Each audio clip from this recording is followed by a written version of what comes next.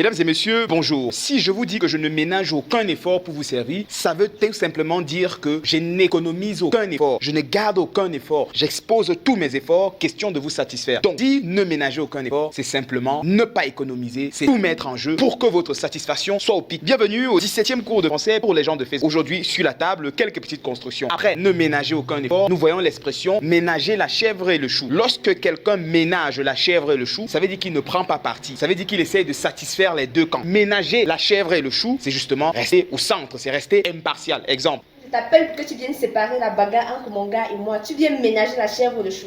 Hein? Sous prétexte que tu veux la paix, il fallait m'aider à le boxer. Ça, c'est même quoi ça dit donc? L'autre expression, mesdames et messieurs, du jour est bien la suivante. Avoir la main verte. Lorsque quelqu'un vous dit il a la main verte, ça veut dire il est productif, il sait cultiver, il a la main fertile au champ. Exemple. Tout ça c'est pour ma femme, hein. Tout ça c'est pour ma femme. Je ne choisis pas les mamies Diapa pour être à mes côtés, hein. Manioc, patate, haricot. Ouf.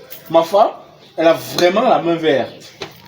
Magnifique. La prochaine construction, mesdames et messieurs, est en rapport avec celle-ci. Ça vaut pas la peine de dire embouteillage. Il y a l'embouteillage en de côté jusqu'à il y a l'embouteillage. Non, il n'y a pas l'embouteillage. On parle bien de embouteillage. Embouteillage. Ceci, par exemple, c'est de l'embouteillage. Le prochain élément, mesdames et messieurs, est en rapport avec la construction du A. Il y a des gens qui continuent de dire que ceci est dû à cause de... Il a tapé sa femme comme ça là. C'est dû à cause du fait que non. C'est dû à, simplement. C'est dû à. Ou alors c'est à cause de. C'est mieux de choisir entre c'est dû à. Il n'est pas venu. C'est dû à son manque de crédibilité. Il n'est pas venu, c'est à cause de sa maladie. Donc, ce n'est pas nécessaire de mélanger c'est dû à et c'est à cause de. Exemple. Si j'ai fui la maison, c'est dû à son comportement. Exceptionnel. La prochaine construction, mesdames et messieurs, est en rapport avec celle-ci. Il y a des gens qui continuent de dire ils ont écrit comme ça en gros caractère. Ils ont écrit ça en gros caractère. Non, on a écrit en gros caractère. Ici, Startup Colors est bien écrit en gros caractère et non en gros caractère. Quelqu'un peut dire le nom du journaliste Wazizi est écrit en gros caractère dans la conscience de certaines personnes. Hein? Quand je parle de Wazizi, qui a entendu parler de Wazizi?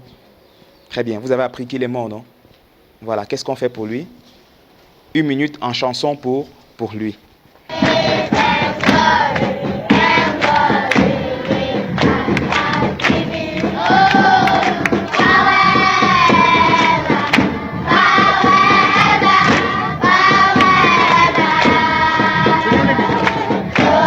Très bien. Nous passons à la prochaine construction, mesdames et messieurs. La différence entre emprunter et prêter. Lorsque je dis emprunter, ça veut dire que je reçois. Emprunter, j'ai emprunté l'argent à Joseph, j'ai emprunté l'argent à Massayo. Ça veut dire que j'ai emprunté, j'ai reçu, j'ai perçu l'argent de lui. Mais si je dis prêter, ça veut dire que c'est moi qui sors de l'argent pour lui. Le prochain élément, mesdames et messieurs, est en rapport avec se torcher. Il y a des gens qui continuent de dire, pardon, il faut se torcher avant de passer là-bas. Il faut se torcher. Non, se torcher, ce n'est pas mettre la lumière sur soi. Vous ne pouviez pas le savoir. Se torcher, c'est s'essuyer le derrière. Oui, dans un langage familier, quand on dit se torcher, c'est s'essuyer. S'étorcher, c'est s'essuyer. Vous pouvez parler d'éclairer, vous pouvez parler d'apporter la lumière. Mais se torcher, c'est tout autre chose. Le prochain élément, mesdames et messieurs, est en rapport avec la différence fondamentale qui existe entre se coiffer et se raser. Se raser, c'est se coiffer. Mais se raser, c'est se raser. C'est mettre les cheveux au ras. C'est se coiffer au point où il n'y a plus les cheveux. Donc, je coiffer. Mesdames et messieurs, terminons ce cours de français pour les gens de Facebook en rappelant qu'il y a aujourd'hui un cas particulier, un cours pratique de notre module. Comment exprimer son point de vue de façon spontanée dans la rue. Imaginez qu'on vous attrape en route, un jour on vous demande, monsieur, que pensez-vous de l'utilisation d'Internet par les enfants? Je le répète, chaque fois qu'on vous demande d'exprimer votre point de vue, vous pouvez commencer par remercier le sujet. Ouais, je vous remercie pour le sujet. En remerciant pour le sujet, on peut répéter. Le sujet, c'est bel et bien, est-ce que Internet est dangereux pour les enfants? Après la répétition, vous essayez de définir le terme clé du sujet. Vous savez, Internet aujourd'hui est un artefact technologique qui favorise la communication, la recherche, etc. Ça, c'est la partie où vous définissez le terme clé. Après, vous présentez le problème que pose le sujet. Vous savez, monsieur,